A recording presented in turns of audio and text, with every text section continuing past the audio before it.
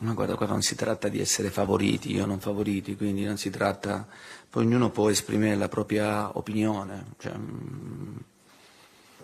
io trovavo folle che magari qualcuno l'anno scorso ci desse per favorito, visto che eravamo arrivati decimi,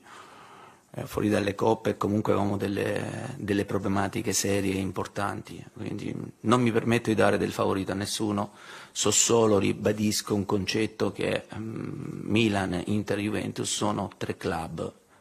che per storia, tradizione, monte ingaggi, valore patrimoniale hanno sempre scritto pagine importanti nella storia, quindi cioè,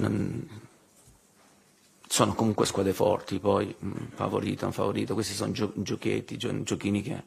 lasciamo ai media, noi dobbiamo pensare a concentrarci e a fare del nostro meglio.